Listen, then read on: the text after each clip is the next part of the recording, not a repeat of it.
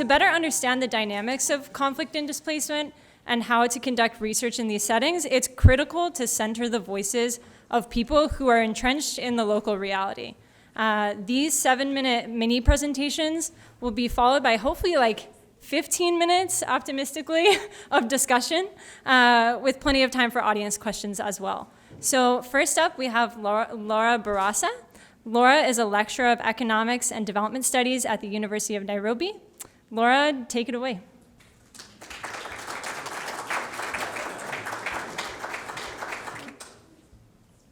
So I'm here to talk about my country and the experiences that I've gone through. And I'll just start by saying that this research was motivated by my personal experience, what my family went through, and many other families in Kenya. So in 2007, Kenya arguably had one of the worst post-election violence crises following the presidential election, which was disputed. And of course, up to now, we never know who the real winner is, even from the last elections that we had. So unfortunately, we always link post-election violence to disputed presidential elections. But when we look deeply into history, it all stems back from the colonial rule. So what happened is the colonial administration took away land from the native communities and allocated it to the white settlers. So by doing this, some ethnic groups were targeted, arable land was taken from them and distributed to the white settlers. Unfortunately, the white settlers also used a system of rule that they call the divide and rule system, which concentrated on bringing in ethnic divisions. So having that sort of a double-edged sword that cuts in the wrong ways in terms of land being taken away and driving ethnic animosity, brought about a sort of historical injustice in terms of land distribution. Unfortunately, our political elite, after independence, continued with this trend and have continued to use land to instigate violence and to garner support during political elections. So up to now, that is the state of affairs. And thinking about it, I thought to myself, we know that conflict has socioeconomic consequences, which I wanted to understand for myself. I saw my family have to relocate from their retirement home. Many other properties were destroyed. People lost lives.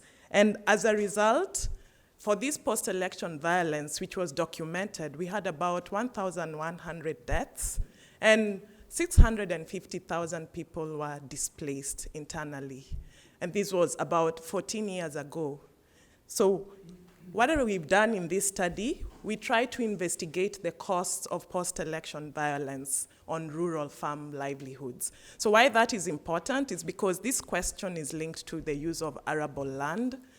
And most of the violence is concentrated in areas that we call the food basket, meaning whenever we have elections, there's uncertainty, food prices are high, we all stockpile, and we don't engage in a lot of activities, including research. We have to postpone it until we are done with elections. That's a reality for me. So what we find is that for rural farm livelihoods, post-election violence has a negative effect. It reduces their crop income, and it also increases the poverty status. So for those who are non-poor, they are more likely to become poor. And this is a problem that we see. And the worst part about it is that everyone underestimates these costs. I've conducted this study this year. Post-election violence was in 2007. And nothing much has been done when it comes to compensation, because in this year, only 40% of the internally displaced persons have received about $500 for resettlement. 14 years later, we still have cases of abuse that are still being resolved up to now, unresolved, and we have a lot of witness interference. Actually, I like to say there's really no hope along that avenue, but we wonder what else could we do to get ourselves out of this rut. So what the country has done so far that seems to be working is we fight against hate speech. So During election years, we do have political leaders and individuals who try to instigate ethnic animosity just to garner votes and to win elections. And mainly this is done through media, WhatsApp, radio. And laws have been put in place for us to be able to flag out hate speech and report against it. And currently we have more or less judiciary independence seems to be better. So we do have those people who are brought to court and reported. And it seems to help because we are afraid to talk ill against other ethnic groups. Unfortunately, or fortunately, it seems to work, but only for the minorities or for the people who don't belong to the political class. So as much as the rule of law seems to work, it is still selective. It's not targeting those who are in power to abuse it. Again, what is difficult for us is this is a historical injustice. So how can it be addressed? In 2003, we had a land commission that came up, and they wrote down all the historical injustices and made recommendations on how this could be resolved. Unfortunately, the largest landowners in Kenya are the two previous presidents, so it's very difficult to do anything about redistributing land. But again, from the last elections we had, there was a lot of uncertainty. We were not too sure how things were going to turn out, but luckily for us, we remained peaceful. But we still know that unless these issues are resolved, we are likely to fall back in the same trap of election violence. Thank you.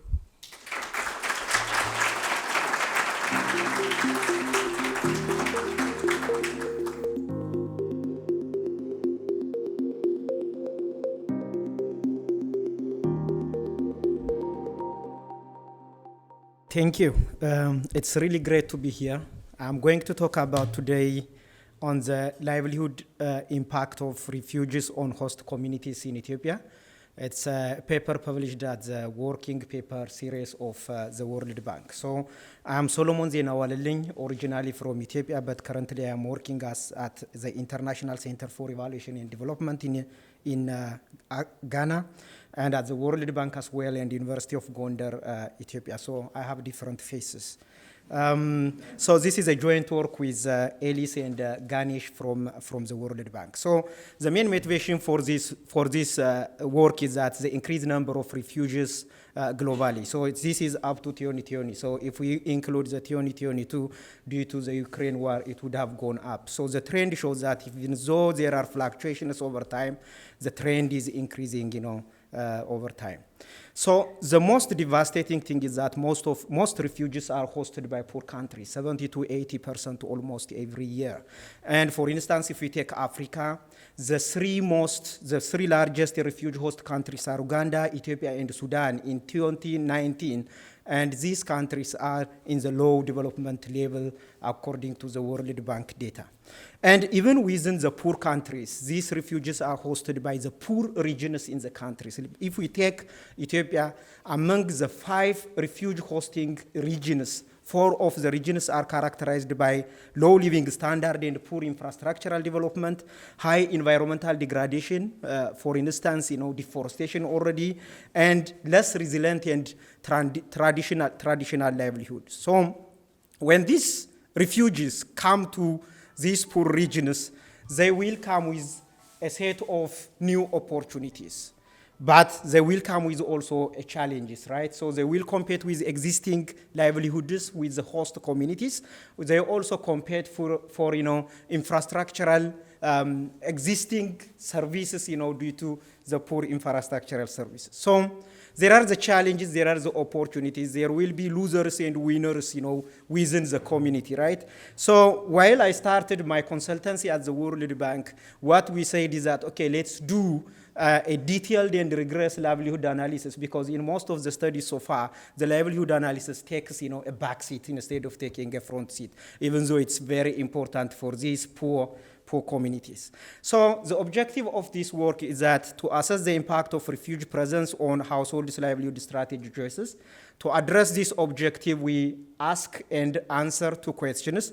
The first is that whether the presence of refugee communities impact livelihood diversification and agricultural commercialization in these communities. And the second question we ask and answer is that does this affect the overall effect heterogeneous? So the data we used is data collected in 2018 from the 5 refuge hosting communities in Ethiopia. And then we combine this data with special data sets from UNHCR, GADM, and EU GHS to construct, our identification, to motivate our identification strategy. So I will take through, a set of results. So the first result we find is that the refuge presence increases secondary activity diversification and livestock product sale. So we considered 4 outcomes. There were a positive impact on the 2 outcomes, but there was no significant impact on the other 2 outcomes we considered. We asked heterogeneous effects, by hosting regions. We find out that the effect varies across regions. Gambella region looks like, bearing the negative costs of hosting refugees. And we anticipate that this is because Gambella region hosts the majority of the refugees, almost as large as, the population of the local communities. And we see also by gender, if it is heterogeneous by gender. So the effect we find is that the male-headed or the male household members looks benefited from the presence of refugees. So the conclusions and policy recommendations are the overall livelihood effect we find is that there is a positive effect on some livelihood strategies, but not all livelihood strategies. So what we would suggest here is that livelihood supports should also be provided for host communities. Most of the livelihood supports are provided to the refuge communities, right? But it's also important to provide livelihood support to the host communities so that we can optimize the livelihood effects on all aspects of the livelihood of the poor communities. The Development Response Displacement Impact Project, we call it Dr. DEEP, an initiative by the World Bank is a good start, but this should be scaled up.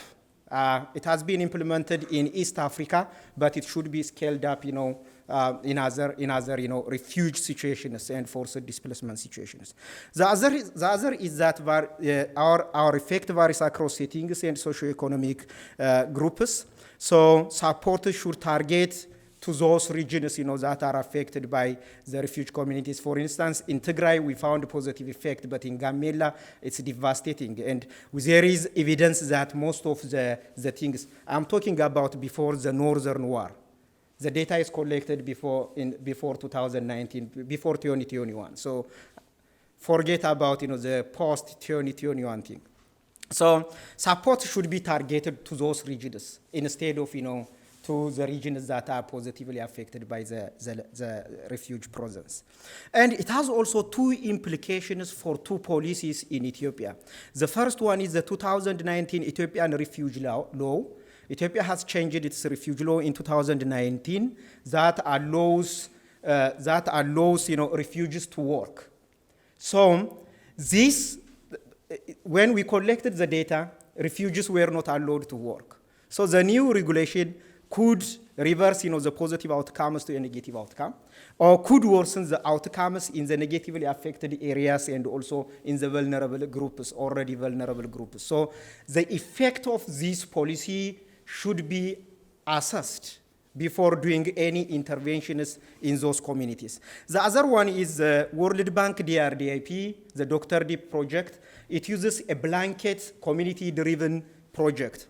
So this blanket, community-driven project should be customized to accommodate, local settings and also local conditions of vulnerable groups in the community. For instance, more resources should be directed to Gambela region, or more resources, should more different, livelihood-based interventions should be directed to Gambela regions than other regions. In other regions, we could do community-based interventions, but in Gambela region, maybe we need more livelihood and individualized interventions. So thank you very much.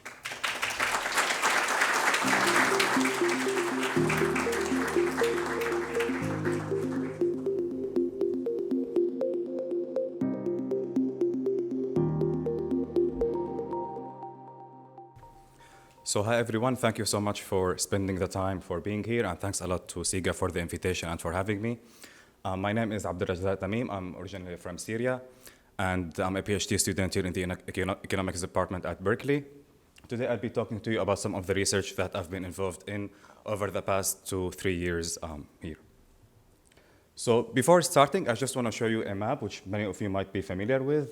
And as you can see here in the map, between these 6 countries, Venezuela, South Sudan, Syria, Ukraine, Afghanistan, and Myanmar, you have more than 2/3 of where refugees originate from currently. And so you can see there's a concentration, with the exception of Ukraine, in developing countries. And also, so for today, I will be focusing on Syrian refugees who moved to Jordan, and also refugees in Kenya who come from South Sudan and many of the other areas there. So the motivation behind this work is that there is really limited research in terms of what are the policies that can support refugees. And so in part, for example, the private market for renting, most of the evidence comes from developed countries, let alone from refugee populations. And second, there is also acute need, there is need for mental health interventions and policies that can help refugees and vulnerable populations. And the interaction between those policies and livelihoods has been also under studies. And especially now with the COVID pandemic, people stayed in their houses, so we should expect housing to be important. Similarly, now you see also higher levels of depression, which could also impact people. And so there is need for such interventions for sure.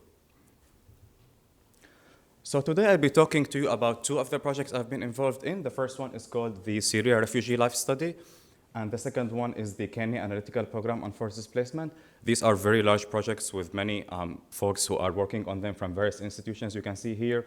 And they are also related in the sense that they both include interventions and also some panel data collection component that we have there. So let's start with the Syrian Refugee Life Study. So here you can see on the right-hand side picture of Zaatari camp in Jordan. On the left-hand side, you can see picture of Amman. And refugees could live either in camps or in urban areas. Actually, by show of hands, how many of you think the majority of refugees are actually living in camps instead of urban areas? Okay, not so many. So everyone else thinks they are in urban areas. So that's great, because that's actually the truth. So we have. So from each 5 refugees, 4 of them live in urban areas. So you expect housing market to be important for them, to be relevant. And so what do we do here? The first component, I'll not be focusing so much on it. It's a panel data component. We interview a representative sample of Syrian refugees in Jordan. And we actually have a paper that came out last month. If you're interested, I'm happy to share it with you. The second component is a randomized impact evaluation of a housing subsidy program. So we partnered with the Norwegian Refugee Council, and we evaluated their urban shelter program. For those of you who are familiar with the US context, the Moving to Opportunity program might be similar, with the exception that people did not actually move. So they stayed in their dwelling units. And so we collect data to estimate the direct impacts of the program and also spillover impacts on the local community.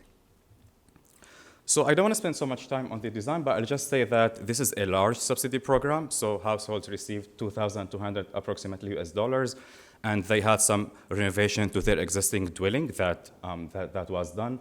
And we interviewed them over 3 years. Actually, we are in the field now finalizing our last wave for data for now here, and we plan also hopefully on doing this work to try to see what are the impacts of the program. So I just want to emphasize that these are short-term and preliminary impacts. So we are still analyzing the data. We're still in the field. But just if you're interested, we do find that to a degree, we have increase in housing quality. So this is supposedly mechanical impact. So the program led to better housing quality, which is part of the program itself. We also see lower credit use, perhaps indicating that households don't need to take credit as much because now their rent is being taken care of. And finally, we don't see impacts on labor supply.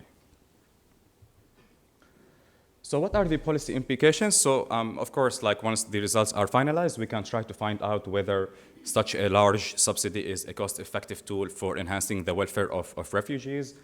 And another thing we could look at is, because most of the landlords are Jordanian, so we could look at the interaction between this subsidy being given to refugees who have a Jordanian landlord and what's the impact on social cohesion outcomes, so to speak. Now moving on to the Kenya Ethnic Program of Forced Displacement. So this is a very different program. So you can see here on the right-hand side, around half of the refugees come from Somalia, a quarter from South Sudan, and then the rest are from other countries.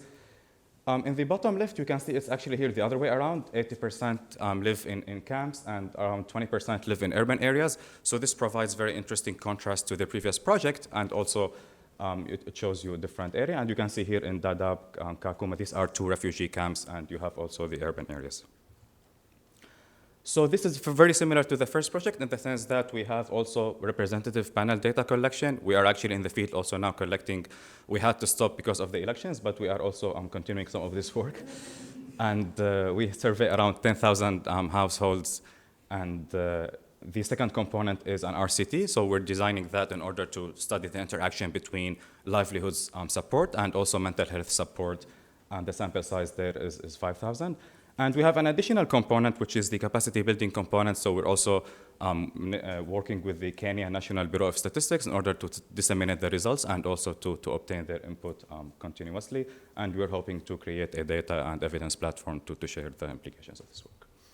So what are the policy implications? So we want to study the interaction between psychotherapy and livelihoods on labor market outcomes. We think this has been understudied in this context.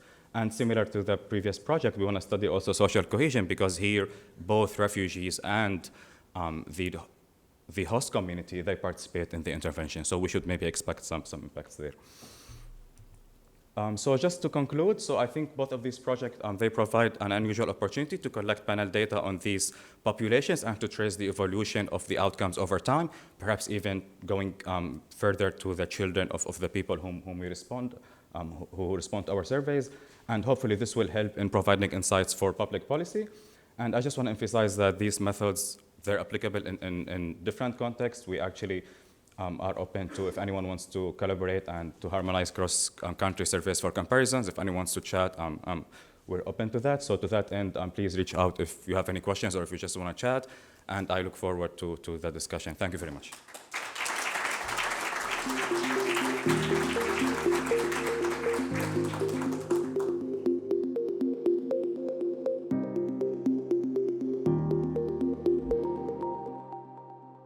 Well, thanks so much for the invitation. I am Natalia Garpiras. I am a Max Weber Fellow at the European University Institute.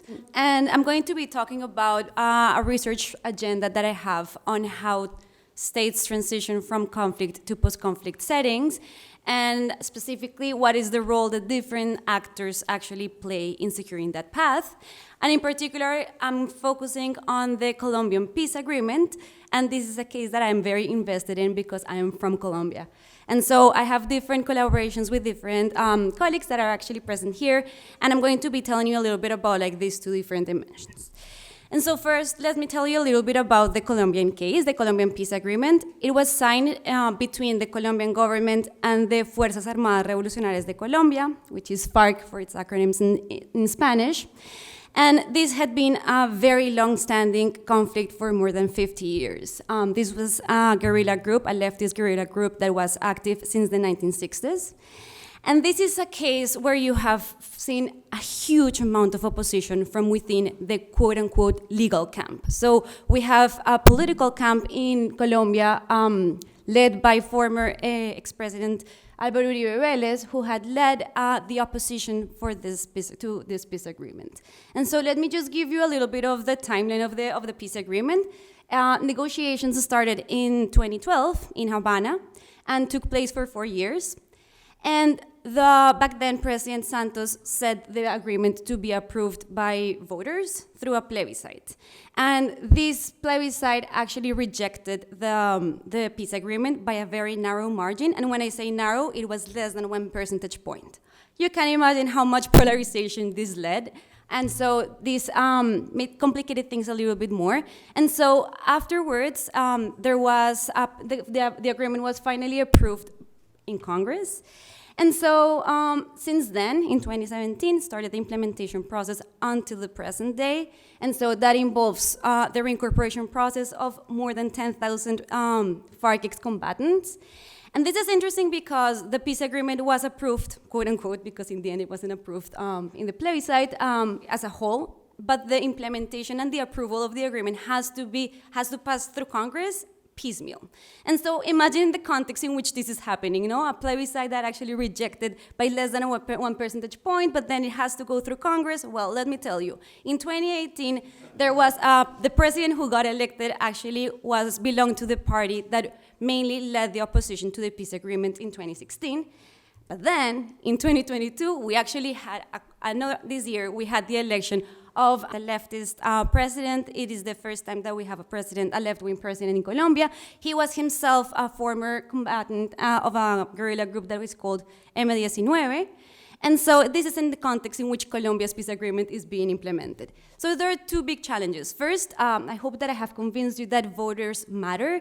They matter because they are either going to vote directly on the approval of an agreement or not, but also they're going to vote on the leaders that have to then decide whether they implement the agreement or not. And so there are big questions about public opinion, and then there is the implementation. And implementation also involves former FARC combatants who are relying on the fact that these promises are going to be fulfilled. And so what the first component of this, and this is work that I have actually done with Ayla Matnock, and I also done with Miguel Garcia in Colombia, we're trying to understand how do citizens form their attitudes towards peace agreements. And this is data from El Observatorio de la Democracia in Colombia. And so the agreement included different types of provisions. There were provisions that would, like the expected provisions to secure, to give some type, quote unquote, benefits to ex-combatants, and that actually really helps. Of course, you can imagine that if you're demobilizing, you expect some provisions in the peace agreement. That includes, for instance, being able to participate in politics. But then it was a very sui generis agreement because it also included some provisions that would kind of like sought to compensate so many years of fighting, and many of the victims were just simply civilians that happened to be living in these places where there was a very active civil conflict. As expected, those provisions that are like meant to improve the conditions of these conflict-affected areas enjoy high support, which is nice. This is rural reform, for instance. But then the provisions that are sought to assure ex-combatants actually are the ones that enjoy less support. And then the question is like, okay, so what explains all this variation? How do citizens form their attitudes? And it's really interesting because this is a peace agreement that was 300 pages long. Imagine like, how do citizens form opinions about such complex provisions, right? And what we have found with Ayla and with other colleagues is that actually one of the things that many citizens do is just to simplify the process through which they have to reach to an opinion. And that is by just taking kind of like statements or what we call cues from politicians.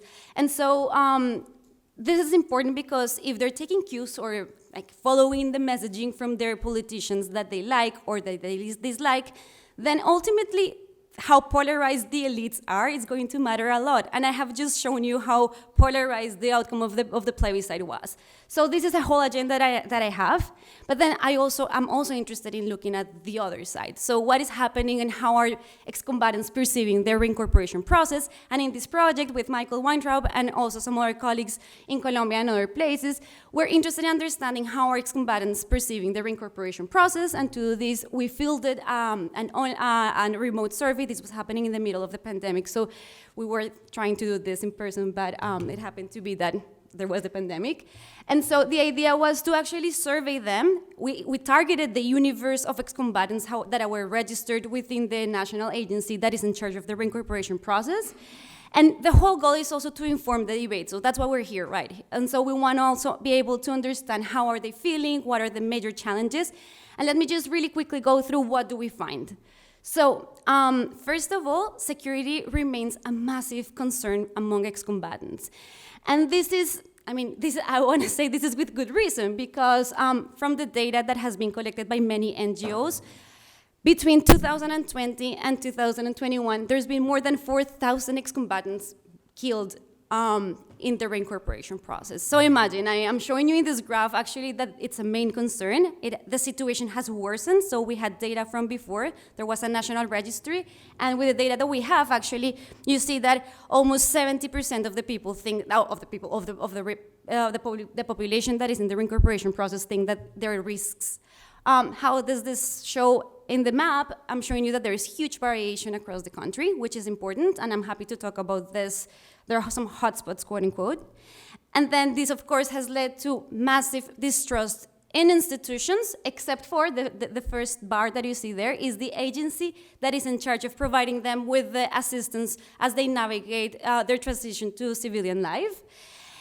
And among themselves, which is kind of like worrying, because if you look at this, except for their family, they're very distrustful of other members of the organization and also of their friends. And so these security concerns, and this is just a speculation, of course, I have no way to just prove that this is the case, but they're living in a context where their lives are at risk, and that has led actually to a lot of distrust among themselves. So let me just conclude with the following.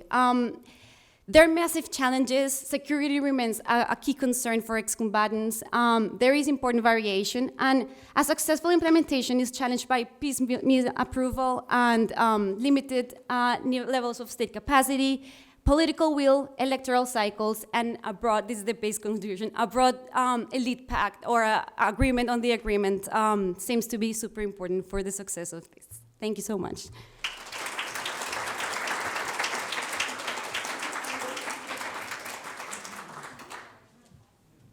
So now I have a couple of discussion questions for the group, and my first question is actually, it was related to a point that Natalia had in her presentation and I think removed due to time, but okay.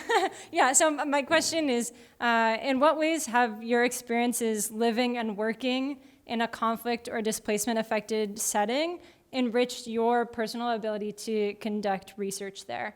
And I'll let whoever wants to go first hop in. Yeah, thanks, Sarah. That's a very important question.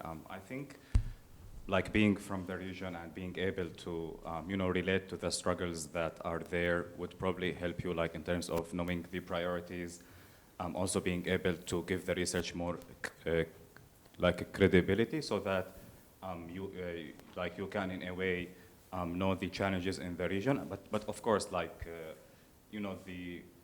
the problems we run into with many of these contexts is that you try to fix something and then there is something else that's happening. And so there are many constraints and that's the challenge. But I think the hope is that through some of the programs we're working on, we can alleviate some of that challenge.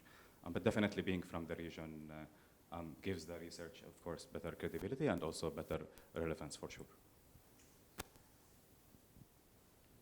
Should I go ahead? Yeah, whoever wants to. I think that's a very relevant question. My point would be, it makes the research more policy relevant and problem oriented. It will make it rich. It's the story, what you see, what you live most of the time. For instance, my experience is that I have seen people where came without hands, without legs, due to, the conflicts that happened since 2000, not 2000, in the 1980s, 1990s, right? Due to the conflicts here and there. So with my colleagues and friends from Ethiopia, we always ask, okay, how can we stop this, right? So that makes the research rich because we live it and also we see it during our everyday life. So it makes it really policy relevant and also context rich in context.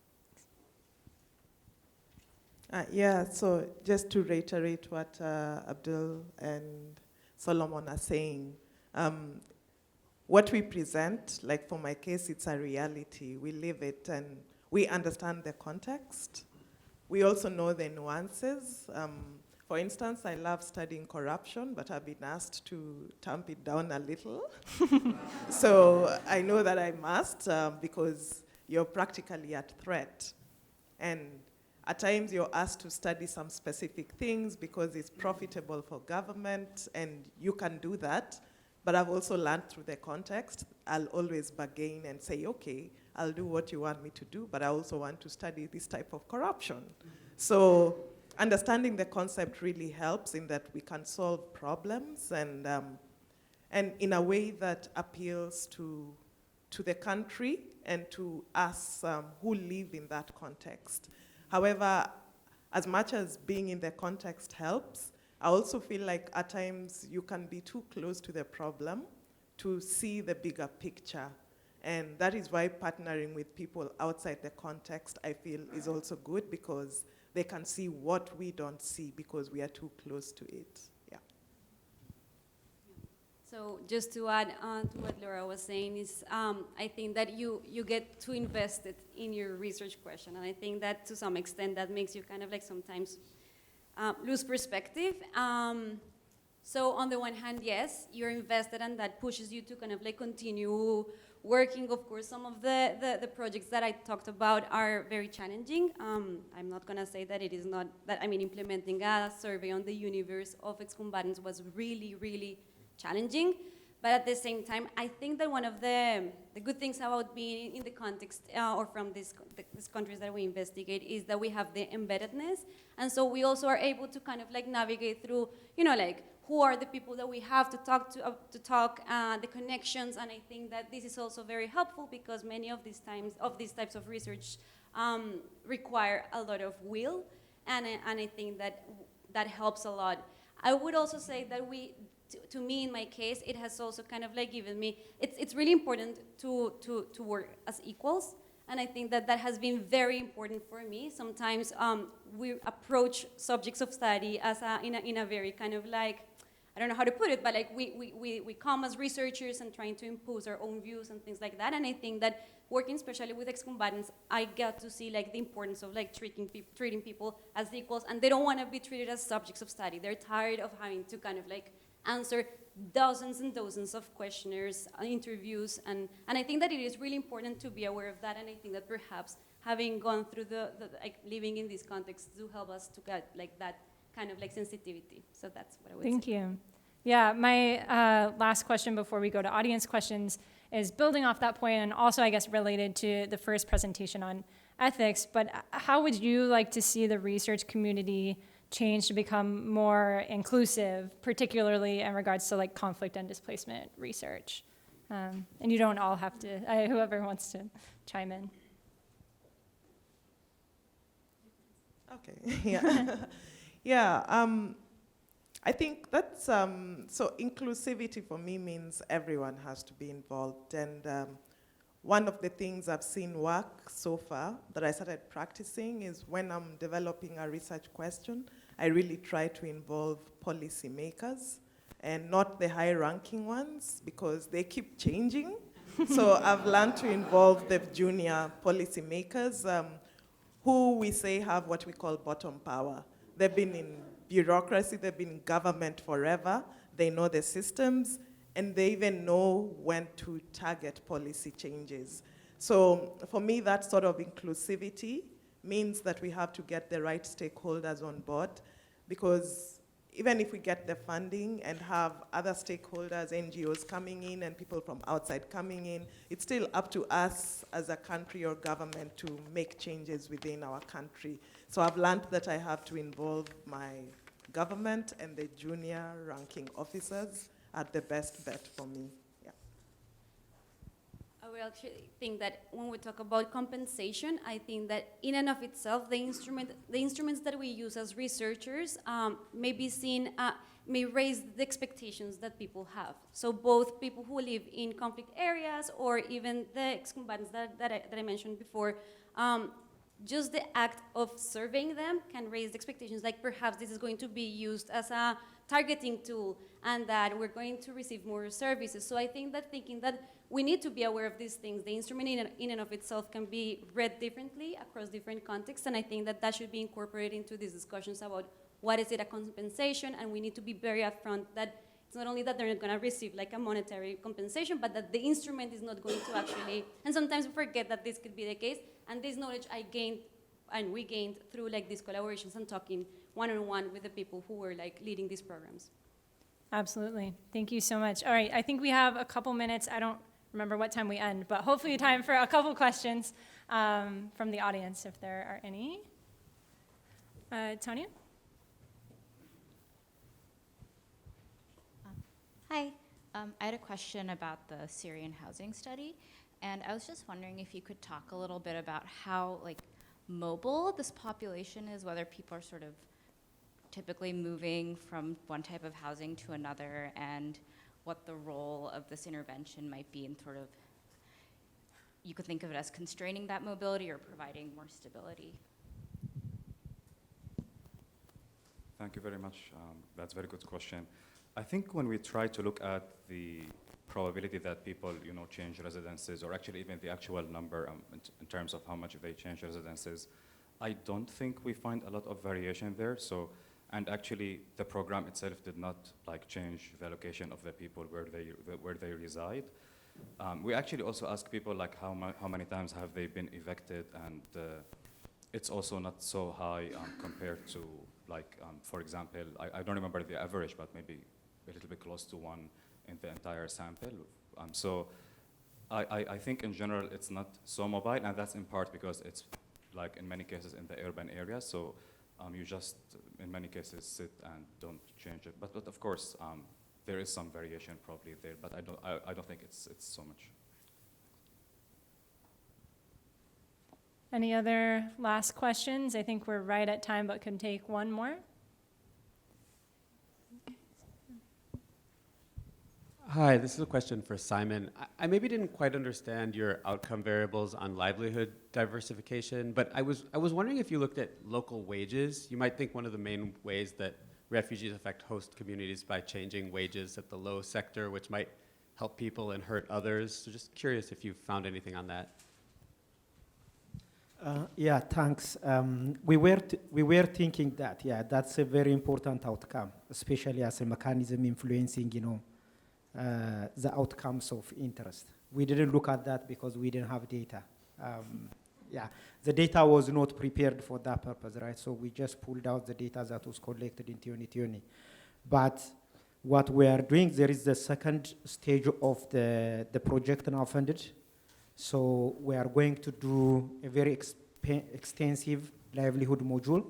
So we will look into that in the next round of the project. Yeah. Thank you so much for bringing that into our attention. Great. That is all the time we have. So be sure to find these people at the happy hour afterward with your questions that we didn't get to. Thank you so much.